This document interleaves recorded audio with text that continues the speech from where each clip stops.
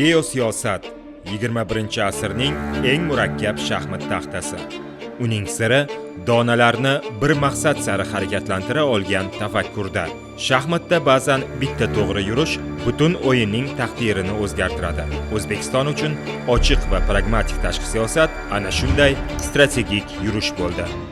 Biz tashqi siyosat sohasida barcha uzoq va yaqin davlatlar, avvalo qo'shni mamlakatlar, xalqaro tashkilotlar bilan do'stona va o'zaro manfaatli hamkorlik aloqalarimizni har tomonlama rivojlantirish bo'yicha barcha zarur chora-tadbirlar ko'ramiz.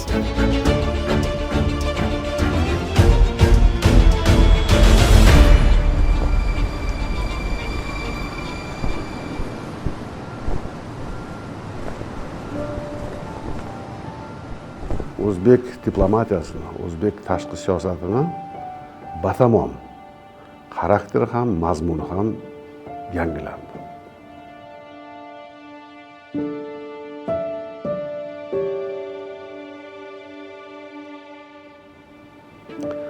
Bilasizlarmi, ilgari bu qayerdadir ishtirok etish diplomatiyasi bo'lsa, passiv, ya'ni ishtirok etdik, qaytdik. Hozirgi kunda bu amaliy harakat va natijaga erishish diplomatiyasi bo'ldi.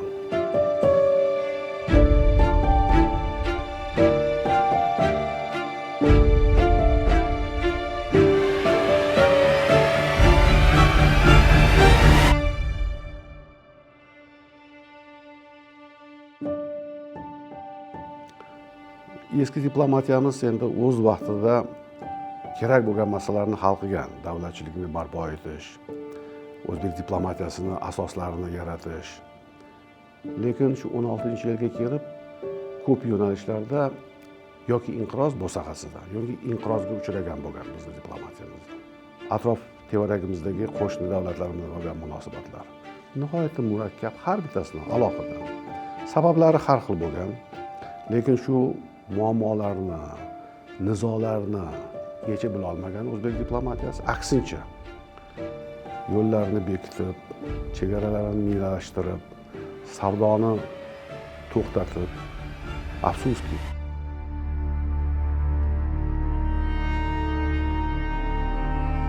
2016-yilga qadar bo'lgan kuchli izolyatsiya, qattiq chegara, hattoki viza tizimi va hattoki qardosh millatlar, qondosh millatlar va davlatlar o'rtasida chegaralar minalashtirildi.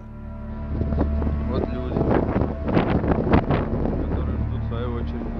Мы стоим в этой очереди. Bundan xalqlarimiz, millatlarimiz juda ham qattiq azob va aziyat chekdi. O'zbekiston birinchi ma'muriyat davrida ba'zi bir siyosiy, geosiyosiy eksperimentlarni o'tkazdi va ko'rdikki, ular ishlamadi. Chunki qo'shni davlatlar bilan ham, tashqi dunyo bilan ham dixotomik, ya'ni oq va qora, do'st va dushman degan juda ham soddalashtirilgan yoki hattoki primitiv deyish mumkin. Mana bunday munosabatlar O'zbekiston tashqi siyosatini to'liq devalvatsiya qildi. Ya'ni devalvatsiya degani qadrsizlanishi. Boshida misol uchun Turkiya bilan, keyin ma'lum bir muddat kollektiv g'arb yoki Washington bilan, ana undan keyin Rossiya bilan, mana 2005-2010-yillarda va alal oqibat 2010-yildan 16-yilga qadar O'zbekiston to'liq mintaqada tashabbuslarni yo'qotgan, tashqi dunyoda ishonchsiz bo'lgan davlatga aylanib qoldi. Aynan o'sha paytlarda ko'p davlatlarda turli xil rangli revolyutsiyalar yuz berdi. Ularning sababi bitta edi. Ichki islohotlar amalga oshirilmayotgan, davlat yopiq bo'lib, investitsiyalarni jalb qila olmagan va investitsiya bo'lmagandan keyin demak, ish o'rinlari yaratilmaydi, yangi bozorlar ochilmaydi, odamlarning hayot, turmush darajasi o'smaydi. Mana shu paytda O'zbekistonda bu aniq bo'ldiki, o'zgartirish kerak, zarur.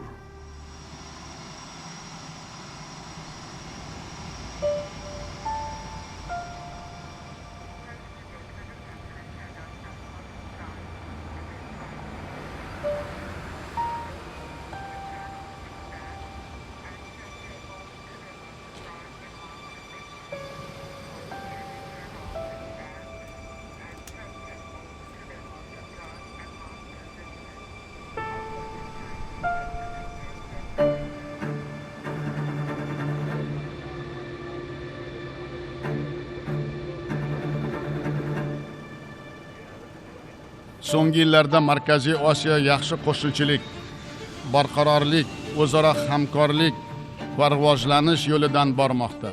The Assembly will hear an address by His Excellency Shavkat Mirziyoyev. Bizning nafaqat tariximiz, balki kelajagimiz, hayoti muhim manfaatlarimiz ham umumiy va mushtarakdir. Mintaqaviy hamkorligimizni kengaytirishdan boshqa yo'limiz yo'q va bo'lishi ham mumkin emas. Markaziy Osiyoni tinch va gullab yashnayotgan hududga aylantirish O'zbekiston tashqi siyosatida bundan buyon ham ustuvor maqsadi bo'lib qoladi. Bir paytlar ehtiyotkor nigohlar bilan qaragan qo'shnilar bugun bir-biriga samimiy quchoq ochmoqda. Nizoli vaziyatlarga to'la Markaziy Osiyo bugun hamkorlik va umumiy manfaatlar makoniga aylangan. Qo'shnilarning bir-biriga ishonib yashay boshlagani mintaqaning eng katta yutug'i. O'zbekiston rahbarining siyosati hozirgi olimlarning ichida u prezident Mirziyoyev doktrinasi deb nom oldi bu nazariya. Markaziy Osiyoning boshini qovushtirib, ilgari tarqoq, ziddiyatlarga, nizolarga to'la mintaqadan bugungi kunga kelib birlashilayotgan bir mintaqaga aylanib boryapti. Biz o'ylaymizki, mana shu 10 yillikning eng katta natijalaridan biridir. Bir necha yil oldin O'zbekiston prezidentining tashabbusi bilan do'stlik nuqtasi, ya'ni O'zbekiston, Tojikiston va Qirg'izistonni uchalasini birlashtirib turuvchi demak hududda do'stlik nuqtasi deb e'lon qilindi. Chegaradagi muammolar to'liq yakunlanganligi e'lon qilindi. Hurmatli hamkasblarim bilan birgalikda uzoq yillar aholimizni qiynab kelgan chegara masalalarini uzul kesil hal qildik va tarixiy bitimni imzoladik va shu asosda mintaqamizni do'stlik, ahillik va yaxshi qo'shnichilik makoniga aylantirish yo'lida mustahkam tamal toshini qo'ydik. Ilgari jipslik bo'lmagan, bir-biri bilan nafaqat raqobat, balki qandaydir adovatga to'la bo'lgan mintaqa bugun boshqacha yo'nalishda rivojlanmoqda. Tobora bu yerda hamkorlik chuqurlashib bormoqda. Markaziy Osiyo bugun yagona bozor va nihoyatda muhim mintaqa sifatida gavdalanmoqda. Buni muallifi O'zbekiston prezidenti Shavkat Mirziyoyev so'zsiz.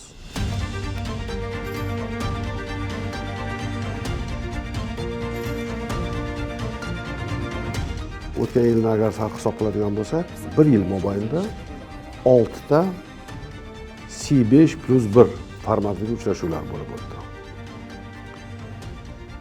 Tasodifiy emas.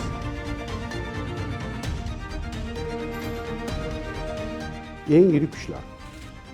Hammasining e'tibori Markaziy Osiyoda. Nima uchun? Birinchidan, Markaziy Osiyo birlashmoqda. Barqaror rivojida shak shubha yo'q. Ikkinchidan, bu yerda demak yirik mintaqaviy loyihalarni amalga oshirish imkoniyati bor. Uchinchidan, bu yerda kelajak iqtisodiyotining asosiy omillari mavjud, ya'ni tabiiy zaxiralar. O'zbekistonda hokimiyat o'zgarganidan keyin ikkita katta subyektda ruhiyat o'zgardi. Ya'ni 2016-yildan keyin. Birinchisi, Markaziy Osiyo integratsiyasi uchun to'laqonli potensial paydo bo'ldi va bugun bu potensial ishlatilyapti. Ikkinchisi, O'zbekistonda hokimiyat o'zgarganidan keyin Turkiy dunyoda haqiqiy integratsiya boshlandi.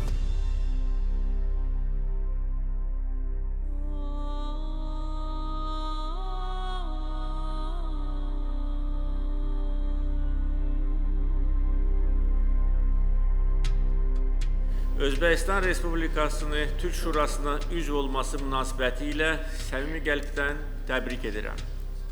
Hörmətli Şəfqat Miramonoviç Mirziyoyev bu müdrik qərarına görə təşəkkür edirəm. Özbekistanın bu qərarı Türk dünyasında birlik və həmrəyliyin daha da güclənməsinə, əməkdaşlığımızın daha da dərinləşməsinə xidmət edəcəkdir. Özbekistan'ın Türk Devletleri Teşkilatı'na katılması teşkilatın en önemli dönüm noktalarından bir tanesi. O'zbekistonning Turkiy davlatlar tashkilotiga qo'shilishi tuzilmaning eng muhim burilish nuqtalaridan biridir. Buni juda aniq ifoda etish kerak. Bu bir tomondan, masalan, Turkiya bilan O'zbekiston o'rtasidagi munosabatlarning rivojlanishiga sabab bo'ldi. Ammo ayni paytda tashkilotning qamrovini kengaytirdi. Ta'sir doirasini, nufuzini yuksaltirdi. Bilasiz, Turkiy davlatlar tashkiloti turkiy xalqlarining birodarligi, qarashlar birligi ustiga qurilgan bir tashkilot. Bunday tashkilotda ota yurtning, O'zbekistonning joy olmasligi haqiqatan ham tasavvur qilib bo'lmaydigan holat edi. Böyle bir teşkilatta dediğim gibi ata yurdun en önemli unsuru olan Özbekistan'ın yer almaması gerçekten düşünülemezdi. Tarihindir bin asırlar içinde gizli özbeyim. Sana yaşıttır Pamir ve Aksaç'ı Tian Shan Özbeyim. Söylesin Afrasiyab ile söylesin Orhun yazısı. Eski tarih halkasında bir tane inci Özbeyim. O'zbekiston herhangi bir devlet. O'zbekiston oddiy bir davlat emas. O'zbek xalqi oddiy bir xalq emas. Biz bu yerga kelganimizda hurmatli prezidentimiz buni bir necha bor ta'kidlab aytadilar, ifoda etadilar. O'zbekiston bizning ota yurtimiz. O'zbekiston bizim ata yurdumuz. Ata yurdumuzda bulunmaktan büyük bir bahtiyarlık duyuyorum. Sayın Cumhurbaşkanı'nın personasını, profilini birkaç kelimeyle anlatıyor olsam öncelikle vizyoner derim. Hurmatli prezidentning shaxsiyatini bir necha so'z bilan ifodalaydigan bo'lsam, avvalo uzoqni ko'ra oladigan degan bo'lardim. Bu fazilat siyosiy profilning muhim qismlaridan biridir. Chunki haqiqatan ham juda xaotik geosiyosiy davrdan o'tyapmiz. Xalqaro normalar yemirilgan, qonunsizlik ma'lum jug'rofiyalarda joy olgan, urushlar, to'qnashuvlar bo'layotgan bir davrda hurmatli prezident Shavkat Mirziyoyev o'z mamlakatining iqtisodiy va diplomatik rivojlanishini birinchi o'ringa qo'yib, buning uchun atrofidagi barcha kuchlar bilan munosabatlarni tuzatib, mustahkamlab, tijoriy, iqtisodiy, insoniy munosabatlar qurib, o'ziga yagona kun tartibi sifatida xalqning farovonligini qo'yishi uzoqni ko'rib bilish, vizionerlik ko'rsatkichidir. Shu bilan birga men janob prezidentni bir asoschi yetakchi sifatida ko'raman. Yangi O'zbekiston iborasini bugun ko'p eshityapmiz. Hurmatli prezident ana shu yangi O'zbekistonning asoschisi sifatida tinmayapti. O kurucu kişiliğiyle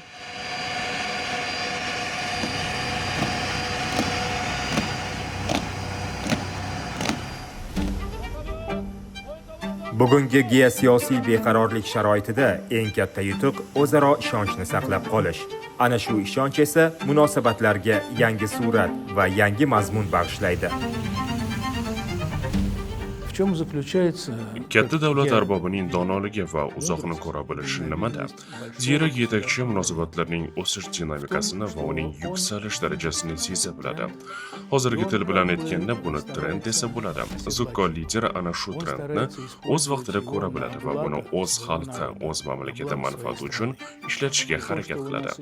Va bizda mana shunday tendensiya borligini rahbarlarimiz Vladimir Vladimirovich Putin va Shavkat Miromonovich Mirziyoyev ko'rib turibdilar. Biladilar, bu tendensiyadan foydalanadilar va uni har tomonlama mustahkamlaydilar. Va aynan shunda menimcha ularning donoligi va uzoqni ko'ra bilishi namoyon bo'ladi. Mudrost и прозорливость.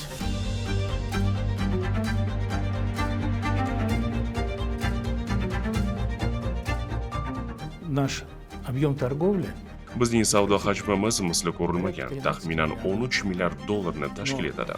Lekin oldimizda yanada qiziqarliroq vazifalar turibdi. Hozir bizda muhim va katta investitsiya loyihalari amalga oshirilmoqda. Ularning asosiysini bilasiz. Bu Jizzaxdagi atom elektrostansiyasi. Электростанция в Джизаке.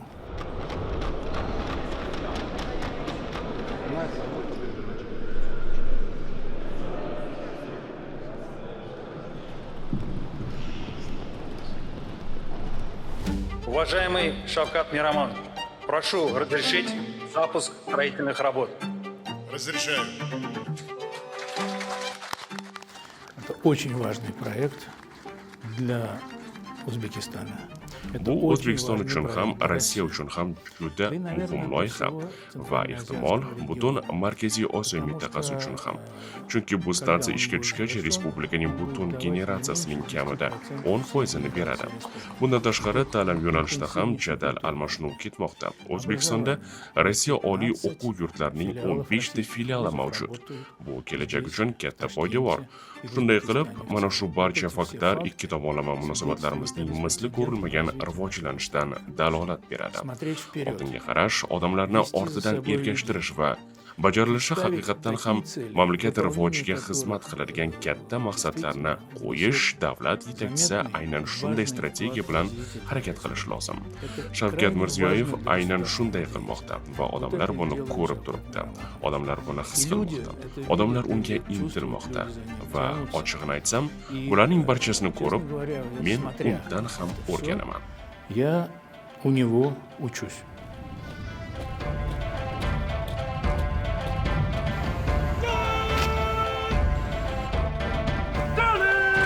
Buyuk Ipak yo'li bir paytlar karvonlarni bog'lagan bo'lsa, bugun u g'oyalar, investitsiyalar va ishonchni bog'lamoqda. Shuning uchun keyingi 10 yil munosabatlar tarixida alohida sahifa bo'lib qoldi. 1000 yillik sivilizatsiya tajribasiga ega ikki xalq, Sharqning ikki muhim tayanchi, O'zbekiston va Xitoy yanada yaqinlashdi. Bu yaqinlik strategik qarashlar uyg'unligi mahsuli bo'ldi.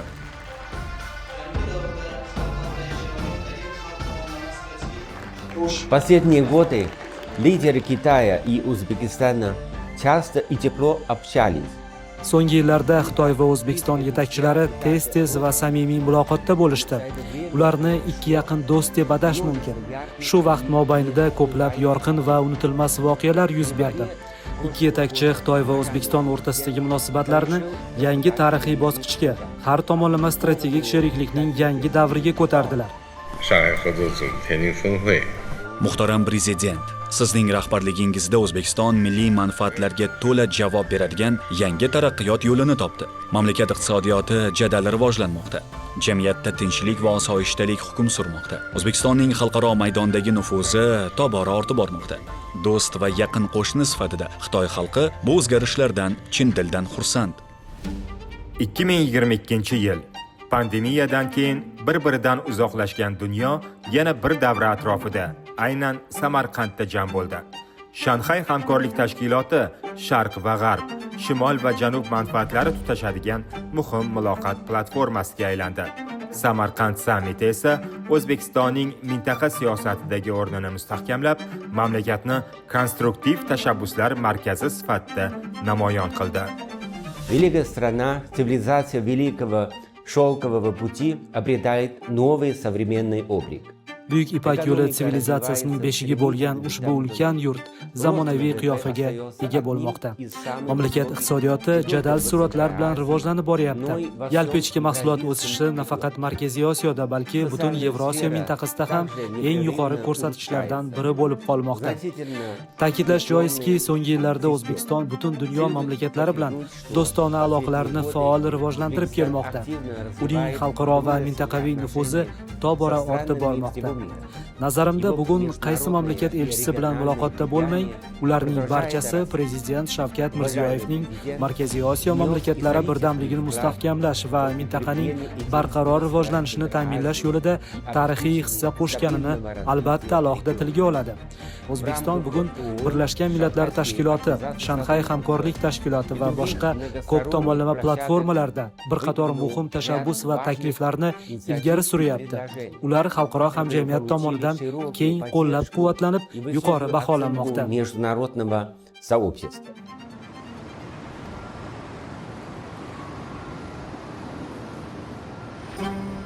Bugun Yevropa ittifoqi bilan munosabatlar ham sifat jihatdan yangi bosqichga ko'tarildi. Strategik sheriklik bu Yevropa bozorlari, ilg'or texnologiyalar va yuqori standartlarga kengroq yo'l ochilishi demakdir. Agar Sharq investitsiya suratini bersa, Yevropa barqaror taraqqiyot madaniyatini taklif etadi. Shu bois ham bu hamkorlik har bir fuqaro hayotiga yangi ish o'rinlari, sifatli mahsulotlar, eksport imkoniyatlari va zamonaviy bilimlar orqali ta'sir qiladi. EPCA that was signed During your visit to Brussels last October, O'tgan yilning oktyabr oyida O'zbekiston yetakchisining Belgiyaga tashrifi chog'ida imzolangan kengaytirilgan sheriklik va hamkorlik to'g'risidagi bitim Yevropa Ittifoqi va O'zbekiston o'rtasida keng ko'lamli sohalarda yanada chuqurroq munosabatlar uchun yangi eshik ochdi. GSP+ O'zbekiston tovarlarining Yevropa Ittifoqiga bojsiz eksport qilinishiga imkon berdi. Aynan GSP+ orqali Yevropa Ittifoqi keng turdagi o'zbek tovarlari uchun tariflarni bekor qildi. Bu esa o'zbek eksportchilari uchun o'z tovarlarini Yevropa Ittifoqi bozoriga yuborish ancha arzonlashganini anglatadi. Bu o'z-o'zidan sodir bo'ladigan voqea emas edi. Bu Yevropa Ittifoqining O'zbekiston yetakchisiga bo'lgan ishonchi natijasi. Bu Yevropa Ittifoqining siyosiy qarori edi. Menimcha bu bizning tijoriy munosabatlarimizdagi muhim bosqich bo'ldi va bularning barchasi tufayli biz endi Yevropa savdo majmualarida O'zbekistonda ishlab chiqarilgan yorlig'i ostida sotilayotgan o'zbek mahsulotlarini ko'rishimiz mumkin. Clothing made in Uzbekistan.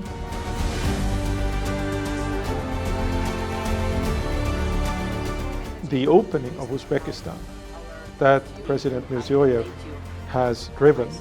Prezident Mirziyoyev boshchiligidagi O'zbekistonning ochilishi bu albatta O'zbekistonni va butun mintaqani ancha jozibador qildi. Chunki 5 ta mamlakatning ancha yaqinroq ishlashi har bir Markaziy Osiyo mamlakatini ham kattaroq qiladi. Shunday qilib, Prezident Mirziyoyev boshlagan va yo'lga qo'ygan 10 yil davomida bu yerda sodir bo'lgan o'zgarishlar mamlakatni dunyoda yulduzga aylantirdi. A star in the world.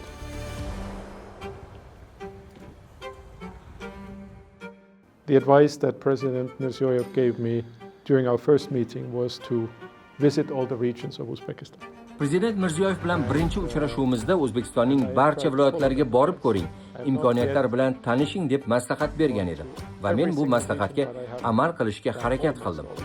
Aksariyat viloyatlarda bo'ldim va albatta bu to'g'ri maslahat ekan, chunki agar siz bir mamlakatni bilmoqchi bo'lsangiz, faqat poytaxtda o'tira olmaysiz. Siz sayohat qilib odamlarning poytaxtdan uzoqda qanday yashashini ko'rishingiz kerak. O'zim uchun O'zbekistonni yangidan kashf qildim. Well, that has been President Mirziyoyev's very strong vision to have no problems with the neighbors. Bugungi kunda O'zbekiston va uning qo'shnilari o'rtasidagi munosabatlar 10 yil avvalgi munosabatlardan tubdan farq qiladi. Mintaqadagi davlatlar o'rtasida kelgusida yirik nizolarni keltirib chiqarishi mumkin bo'lgan va yillar davomida hal bo'lmagan muammolarning to'liq bartaraf etilgani bu Markaziy Osiyoning katta yutug'i. Yevropa Ittifoqi O'zbekiston munosabatlari va Yevropa Ittifoqi Markaziy Osiyo munosabatlari o'tgan yili 2025-yilda bo'lib o'tgan Samarqand sammiti doirasida strategik sheriklik darajasiga ko'tarildi. Shunday ekan, Yevropa Ittifoqi, uning alohida a'zo davlatlari va umuman Yevropa Ittifoqi bilan O'zbekiston Markaziy Osiyo o'rtasidagi hamkorlik juda dinamik va o'sib bormoqda. Is extremely dynamic and growing. Sharq sivilizatsiyalarini dunyoga bergan bo'lsa, G'arb texnologiyalar va industrial taraqqiyotni yuksaltirdi. Bugun ana shu ikki tajriba O'zbekiston manfaatlari yo'lida bir nuqtada uchrashmoqda. Bu Yevropaning O'zbekistonga bo'lgan qarashi o'zgarayotganining belgisi. Thanking the government of Uzbekistan for its generous invitation to host the 43rd session of the General Conference in Samarkand, Uzbekistan. It is so decided. UNESCO bosh konferensiyasining 40 yilda ilk bor Fransiyadan tashqarida aynan Samarqandda o'tkazilishi ham ana shu ishonchning xalqaro e'tirofi bo'ldi. Bunday nufuzli forumning mamlakatimizda o'tkazilayotgani tashkilotga a'zo davlatlarning yangi O'zbekistonda amalga oshirilayotgan keng ko'lamli jadal islohotlarga bo'lgan yuksak ishonchining yorqin ifodasi deb qabul qilamiz. C'est un moment historique pour l'UNESCO. Ham O'zbekiston uchun bu tarixiy voqea. 40 yil deganda bu tadbirni birinchi marta Parij tashqarisida o'tkazamiz. Dunyo muloqot qilyapti bu yerda. Bunga nima imkon berdi? Prezident Shavkat Mirziyoyevning o'z ishiga bo'lgan sadoqati,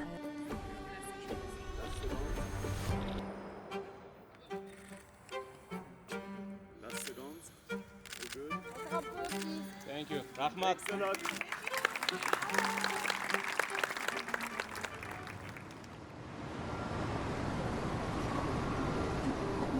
Jahon siyosatida barcha davlatlar bilan munosabat har doim ham bir xil ahamiyatga ega bo'lmaydi. Chunki ayrim hamkorlar bugunni o'zgartirsa, ba'zilari ertangi kunni. Amerika Qo'shma Shtatlari bilan munosabatlardagi yangi bosqich aynan shu jihati bilan muhim. Bu hamkorlik orqali O'zbekiston kapital, innovatsiya va zamonaviy texnologiyalar oqimiga yanada yaqinlashmoqda. 21-asrda esa taraqqiyot aynan shu 3 omil bilan belgilanadi. We've seen, of course, since President Mirziyoyev has come to power, a revolution in how Uzbekistan deals with the rest of the world. Albatta, biz prezident Mirziyoyev hokimiyatga kelgandan beri O'zbekistonning dunyo bilan munosabatlarda inqilob yuz berganini, do'stona aloqalarga ochiqlik, tashqi savdo va sarmoyalarga ochiqlikni ko'rdik. Va bu, menimcha, O'zbekiston va o'zbek xalqi uchun ulkan imkoniyatlar yaratdi.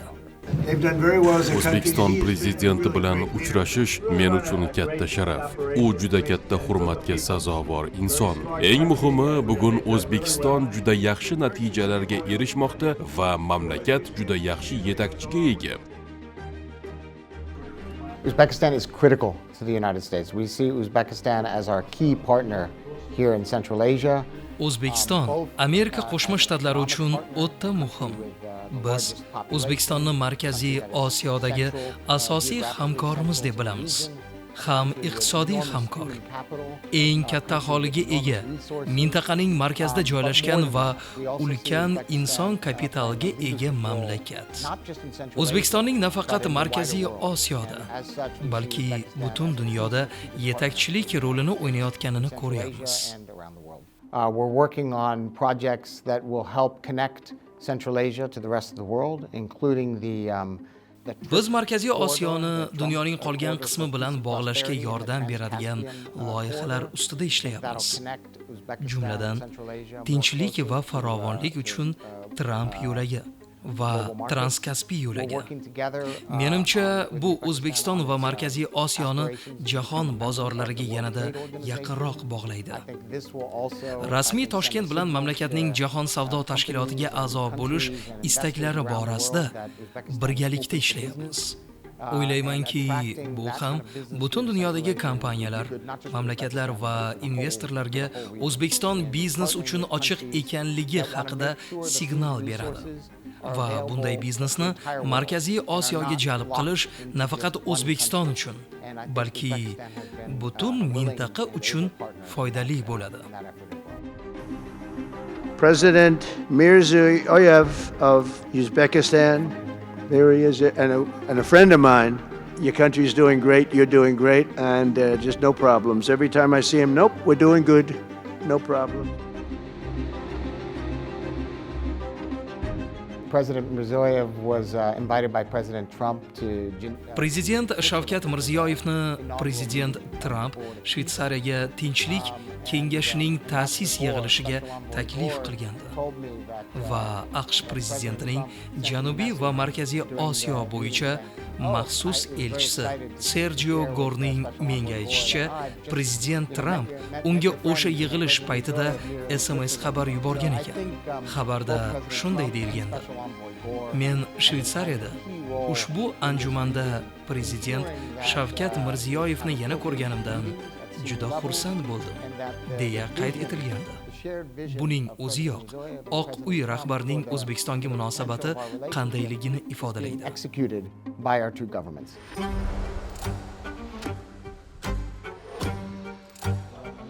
Har bir davlat kelajagini o'zi tanlagan yo'l belgilaydi. O'zbekiston ana shu yo'lni ochiqlik, o'zaro ishonch va manfaatli hamkorlik orqali qurmoqda.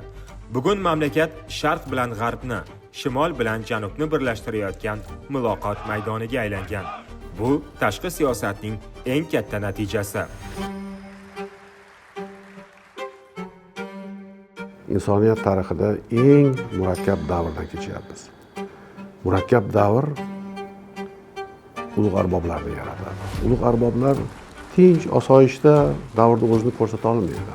Ularning qobiliyati, iste'dodi, siyosiy irodasi, qat'iyatligi ayniqsa murakkab davrda vujudga keladi. Mana shu tashqi siyosat tufonlarga to'la okean bo'lgan davrda O'zbekistonni xalqini baxtiga aynan shunday ulug' lider kelib, mana shu to'fonlardan, katta xavf xatarlardan avaylab, asrab bizni xalqimizni olib ketyapti va biz buning uchun albatta shukronalarni aytishimiz kerak va men o'ylaymanki, xalqimiz buni bahosini to'g'ri beradi.